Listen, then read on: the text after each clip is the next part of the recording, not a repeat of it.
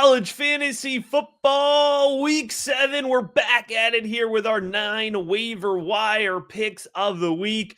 John, as we inch closer to the college fantasy football playoff season, each and every week is more important. Each and every waiver wire selection is more important. And we are red hot, man. So let's get right into it here with our first quarterback, and that is Bear Bachmeier out of BYU. Things are really clicking here for the freshman. Without question, and I didn't know what to do with this Cougars offense. It was a strange offseason, with Jake Retzlaff leaving toward Tulane. And then I didn't know when I looked at the depth chart, I didn't like anyone on the Cougars as a quarterback. Obviously, I don't know much about Bear Bachmeier at the time. I did look up and I was like, oh my God, he's Hank Bachmeier's younger brother. So there's something there most likely. And Matt, I have to be open-minded and I have to be fair. This young freshman is playing great football. I thought he played very well on Friday night. Look, he's averaging over 26 fantasy points per game. Twice he has gotten over 30 for you. Only once in 5 games has he kind of laid a dud. I think he had like 8.5, 9. So 4 out of 5 is a very nice number. Watching Friday night, I thought he's playing better football, Matt.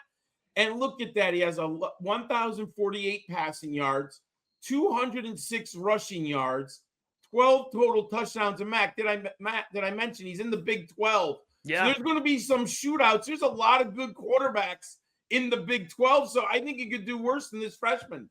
Absolutely. I put him on the Devy radar. I think he's really impressed. He's shown a lot, and you're just going to grow into that role over the course of a Big 12 season. On to Malik Washington here. This is the point in the schedule folks start to get a little bit nervous about their quarterbacks that are playing in the Big 10, playing in the SEC.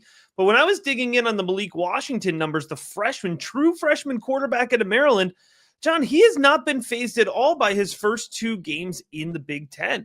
He's available in 74% of leagues, so he's widely available. He's averaging 24.9 fantasy points per game.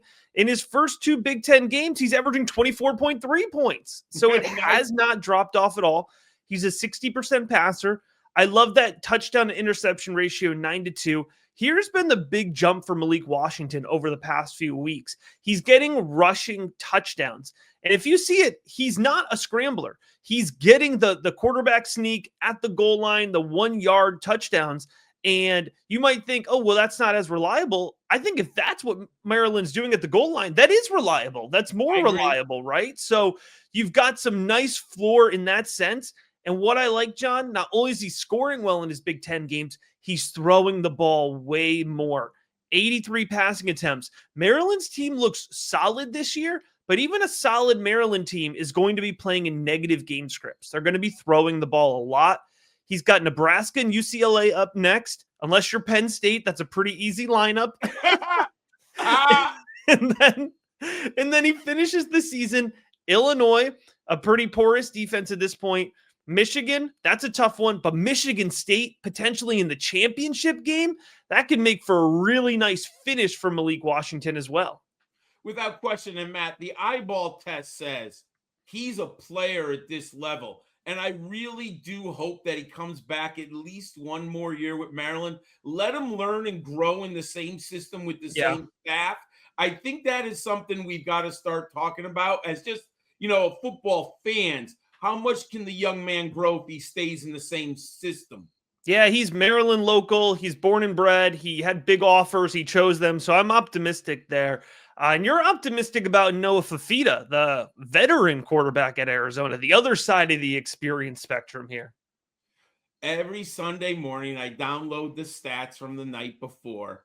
And when I do the year-to-date totals, Matt, I was shocked. Noah Fifita is quarterback 22 in college fantasy football. I'm as shocked as anyone. The same Noah Fifita? Yeah. You have to do your research. You have to be open-minded that players grow. They change. He scored 154 fantasy points this year. He's averaging over 30 fantasy points per game. Now, that's a little propped up because he had 5 touchdowns yesterday. But you know what, Matt? At the end of the day, the production is there. twice he has had over 40 fantasy points. You mentioned touchdown to interception ratio. He has a 13-3. What I've been thinking, Matt, if you know anything about his background, him and Torra McMillan were high school teammates. Yep. And they totally popped 2 years ago when Fifita was a freshman. I wonder if by McMillan going to the NFL, that has led Fifita to be a more efficient quarterback and do better with his reads and spread the football around, because the Wildcats don't have a leading receiver. Yeah. And if you watch him, Matt, he's in the pocket and kind of looking downfield and scrambling. I know it sounds weird, but if you think about the human experience, he had this great NFL wide receiver, right? Aren't you going to stare him down when he's your friend a little bit? Yep. Well, he's gone. Fifita's actually playing a little better. All right, on to the running back position here. We're going Bo Jackson, the true freshman running back out of Ohio State. The running back room, it's kind of been slow to start here, but it looks like Jackson's taking over as the lead back, and he's doing it at the right time. Yeah, I'd hope for C.J. Donaldson. He just seems to have a role, short yardage, goal line. People seems to be out of the rotation. I don't think the Ohio State staff believes in him. And Bo knows diddly for us old people. This Bo Jackson, he might not be the Auburn Bo of the 80s, but this young man is a 4-star recruit. He's scored 55 fantasy points. And Matt, he's really just started to earn carries in the last 4 games. He has over 14 fantasy points in 3 of 4 games. He's playing much better. I watched the whole game. They just destroyed Minnesota last night. I was very impressed with Jackson as a runner. He has 360 yards for the season and 2 touchdowns.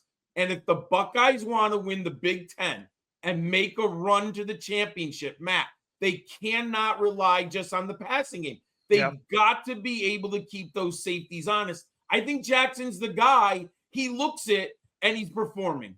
A lot of touchdown potential at the very minimum, right, absolutely. in the Ohio State offense. All right, next up, we're going Gabriel Benyard out of Kennesaw State. John, we talk week after week about how the running back position's so hard on the waiver wire. So when things are hard, you cheat. He has running back eligibility. He also has wide receiver eligibility. He's a wide receiver. I mean, he's used as a wide receiver at Kennesaw. He has 21 receptions on 30 targets. He has 3 receiving touchdowns, 1 in each of his last 3 games. He has 16 fantasy points per game, and that has gone up since he has gotten into his conference schedule because he's playing CUSA, right? So Kennesaw is getting an easier schedule as you get into conference play. And again, it's tough out here, John. He's available in 81% of leagues. You could do much worse than a guy who's getting 6, 7, 8 targets a game that you could slide into your running back slot if you're short. And I got to tell you, I set my lineups last week just like everyone else. I was short in a lot of running back spots. Oh, I had one spot where, oh my God, why can't I remember the running back? Miami of Ohio, he had 1 carry, 1 out of the game. And I was in trouble before that. I was like, oops, that's not good. But anyways, let's move on to our next freshman. Matt, I went to bed down by 20 in a league. I had Nate Sheppard. It was about 11 o'clock, and I'm like, man, I got to get some sleep, got to get up early in the morning. And I just said, I'm going to lose that game. 20 points a lot. Matt, I woke up. I was the happiest dude. Nate Sheppard won the game by 0.4. I won the game by 0.4. It was amazing.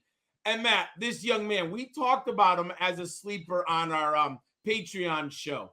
This young man is great. And I was looking at some of his background. He played hoop and track and field. And of course, he's a 100-meter sprinter. Matt, he looks like it. He gets a lane. When that Duke offensive line opens it up, Sheppard is gone. He was very good last night. He scored 2 touchdowns. For the season, he is 98.9 fantasy points. He's averaging 16.5. And I was shocked by this. When I go through the database, since September 9th, Nate Sheppard is CFF running back 4. My friends, he should be on 60% of rosters by now. Go pick up Nate Sheppard. Yeah, big play there, Nate Sheppard. The Duke offense, surprisingly good there. It's fun, dude. And we got to tell people, we say it each and every week. If you want the double dose, John mentioned it. Nate Sheppard was featured on our Plays of the Week show last week. All that's available to all of our patrons. We go through another 9 players that we're making sure it's our start sit version. The link is in the episode description.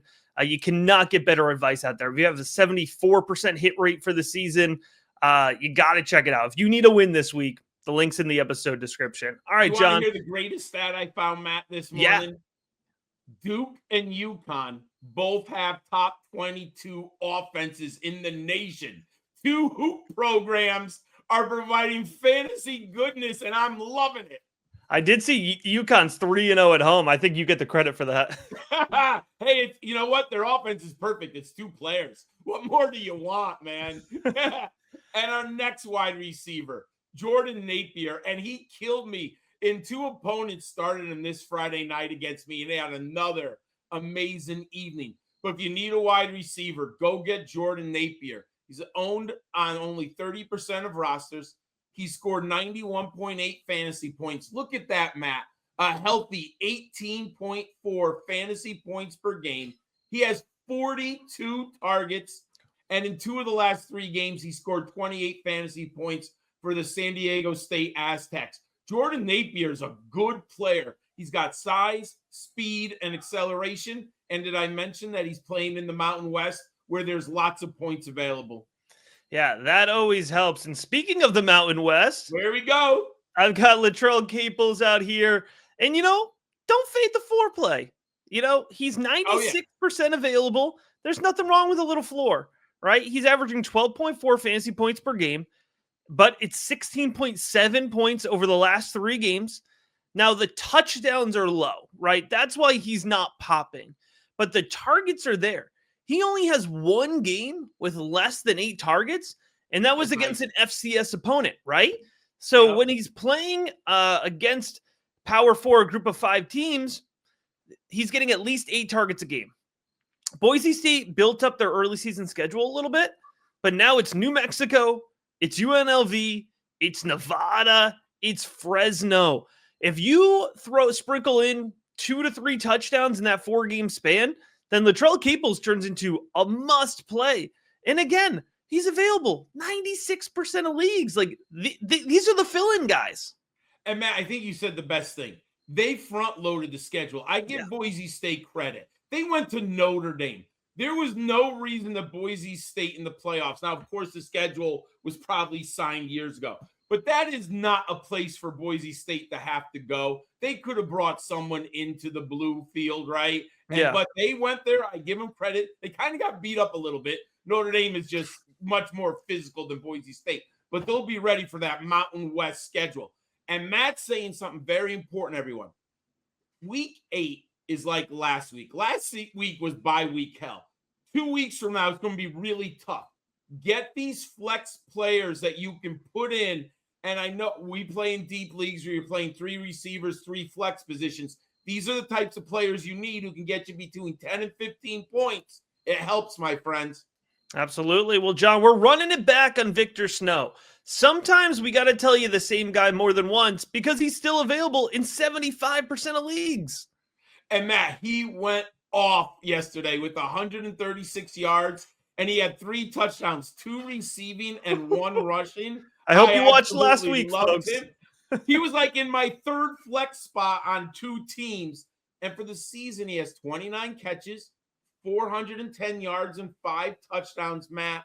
He's averaging 17.9 points per game. He has 107.5 for the season. Matt, he is the Buffalo alpha male in the receiving game. It's a max schedule full of bulls. There's no reason to think that Victor Snow will not continue to play good football. And sometimes in the Discord, we get CFF Dynasty questions. He is a junior. I think this is a guy who could get scooped up to a Power 4 offense next year and keep peppering those targets. He could be a really interesting guy long-term as well. But we're focused on the short term. We're getting you those Week 7 victories. Make sure you like the video, subscribe. And again, if you want those plays of the week, the link will be in the episode description to join us over on patreon.com/rookiebigboard. But until then, we are on to those week 7 victories.